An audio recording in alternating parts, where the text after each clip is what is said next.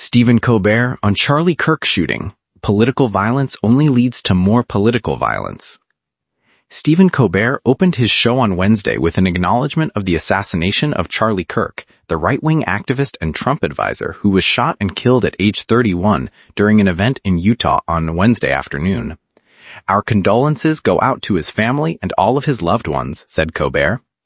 "I'm old enough to personally remember the political violence of the 1960s, the Late Show host added, and I hope it is obvious to everyone in America that political violence does not solve any of our political differences.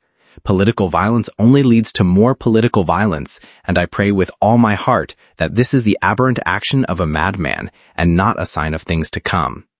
The show then cut to the monologue staff had prepared before the Kirk news. A more chipper Colbert braced for headlines that will be used in a future documentary. For example, the very real headline, "Poland accuses Russia of invading its airspace." As Poland is in NATO, a potential attack against one nation would be considered an attack against all.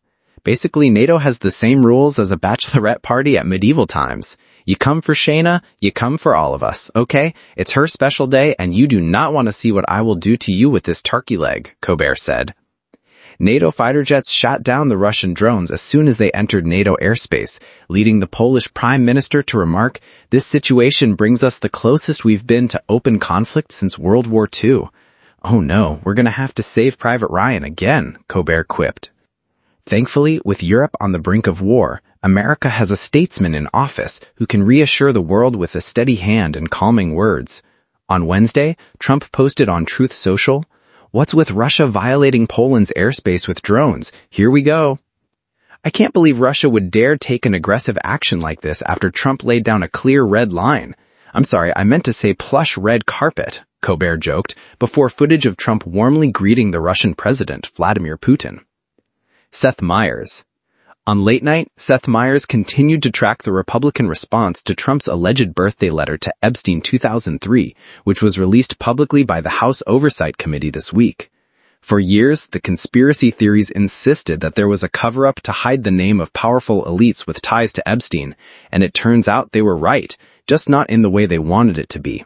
In their fever swamp brains, they thought it was only going to hurt their political enemies, but now it's hurting their hero, Donald Trump, which is why they're doing all sorts of mental gymnastics to claim it couldn't possibly be Trump's signature in that book.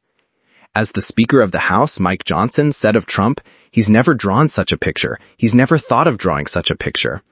I've never known him to be much of an artist either," Representative Tim Burchett of Tennessee said, who also questioned the timing of the letter's release. They bring something like this out now? Why wouldn't they bring it out during the campaign? Myers pointed out that the lewd letter was not provided by Democrats, but by the Epstein estate. You think if Democrats were in possession of a birthday card from Donald Trump to the world's most notorious sex trafficker, they would have just sat on it until after they lost? And yes, as I say it out loud, it does seem like a fuck-up that Democrats would make. Regardless, Myers had only contempt for Republicans over Epstein. You can't have it both ways. You can't spend years insisting that the names of powerful elites are all implicated in the Epstein files, and it's all real except for anything with Donald Trump's name on it, which is fake. And in Los Angeles, Jimmy Kimmel recapped Trump's big night at a seafood restaurant he did not own in Washington, D.C., to make a point about deploying the National Guard in the city. "It was a big night for Trump. This is the first meal he's had in like 5 years that didn't have the words extra value in front of it," Kimmel joked. Imagine he sends in the National Guard, there are hundreds of troops on the street, and somehow they let a 34-time convicted felon just waltz into a restaurant, no questions asked at all. These poor National Guardsmen and women, a lot of them have to leave their families and jobs to stand on the corner now watching the Ubers pass by, which is not what they signed up for. They're supposed to be called for emergencies and disasters and wars.